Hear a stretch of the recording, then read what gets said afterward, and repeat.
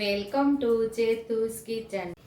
આજે આપણે બનાવીશું ફરાળ માટે ફરાળી બટેટા વડા બનાવવાના છીએ। તો એના માટે આપણે અહીંયા 3 બટેકા બાફી લીધા છે અને 1 મુઠ્ઠી આપણે માંડવીના દાણા લઈ શેકી અને ફોતરા ઉખાડી અને એનો ભૂકો તૈયાર કરી લીધો છે। અને અહીંયા લીલા ધાણા લીધા છે, અહીંયા અડધી ચમચી જેટલી ખાંડ લીધેલી છે, અડધું લીંબુ લીધું છે અને અહીંયા આદુ મરચાંની પેસ્ટ તૈયાર કરી લીધી છે આપણે। અને અહીંયા 10 થી 15 મરી, 3 લવિંગ અને અડધી ચમચી જેટલું જીરું લઈ અને આપણે દરદરો આપણે પાવડર તૈયાર કરી લીધો છે કે આખા પાખો ભૂકો કરી લીધો છે આપણે અહીંયા। તો હવે આને બેને સાઈડ ઉપર રાખી અને આપણે હવે બટેટા વડાની તૈયારી કરશું। અહીંયા આપણે સિંગોડાનો, મોરૈયાનો અને રાજગરાનો મિક્સ લોટ લીધો છે। તમારી પાસે ન હોય તો તમે જાતે બનાવી શકો છો અથવા તો કોઈ પણ સ્વામી મંદિરે આ લોટ તૈયાર મળે છે, તો મેં તૈયાર લોટ અહીંયા લીધેલો છે। આનું આપણે બેટર તૈયાર કરવાનું છે અને આ બટેકા આપણે ફોલી અને માવો તૈયાર કરી લઈશું। અહીંયા આપણે બટેકાને પાવભાજી મેસરથી મેશ કરી લઈશું।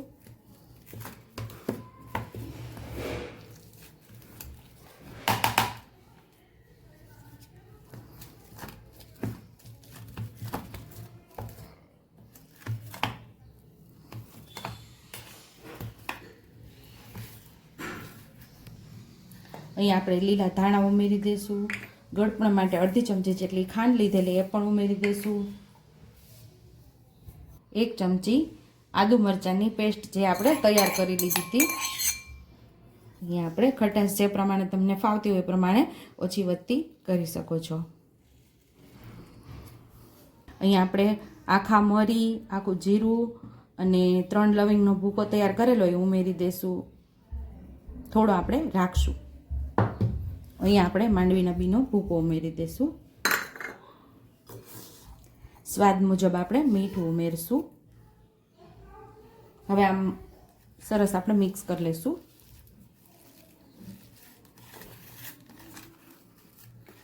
અહીંયા આપણે જે મરી પાવડર અને આખા જીરાનો પાવડર આપણે તૈયાર કરીને રાખેલો સાઈડ ઉપર એ અહીંયા ઉમેરી દેવાનું છે। અહીંયા સ્વાદ મુજબ આપણે મીઠું ઉમેરી અને બેટર તૈયાર કરી લઈશું, થોડું થોડું પાણી ઉમેરીને।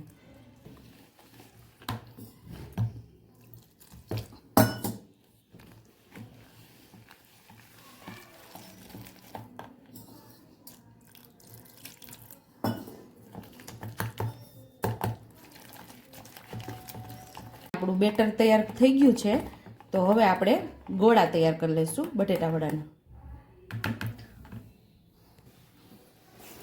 ઘી અથવા તો તેલવાળા હાથ આપણે કરી અને લુવા તૈયાર કરી લેવાના છે ગોળા। આવી રીતે આપણે ગોળા તૈયાર કરી લઈશું, નાના નાના બોલ જેવા।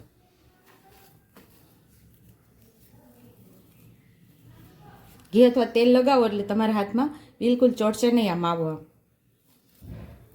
આપણે ગોટા તૈયાર કરતા હતા ત્યાં સુધી આપણે તેલ પણ ગરમ થવા રાખી દીધું હતું, તેલ મસ્ત એવું ગરમ પણ થઈ ગયું છે। હવે આપણે આમાં ઉમેરી દેવાના છે બટેટા વડા। આ બોલ્સ બધા ઉમેરી અને તળી લેશું।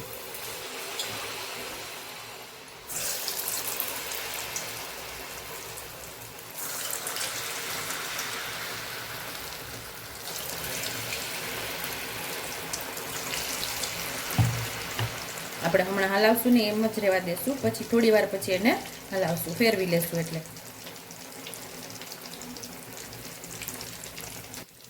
અહીંયા થોડી વાર થઈ ગઈ છે, હવે આપણે એની ધીમેકથી સાઈડ ચેન્જ કરી લેશું, એટલે કે હળવેકથી આપણે બધાને ફેરવી લેવાનું છે। આમ થોડા ઝારા વડે એને છૂટા પાડી લેશું। અહીંયા મસ્ત એવા વડા તૈયાર થઈ ગયા છે, તો હવે આપણે એને બહાર લઈ લેશું।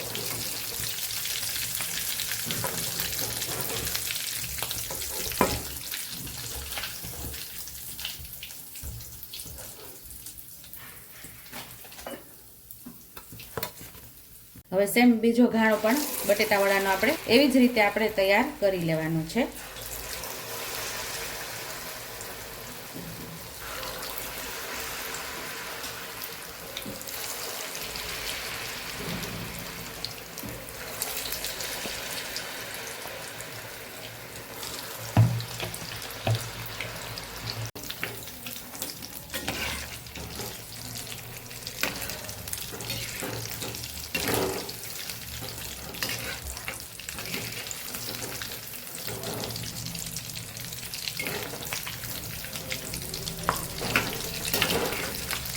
અહીં આપણા વડા તૈયાર થઈ ગયા છે.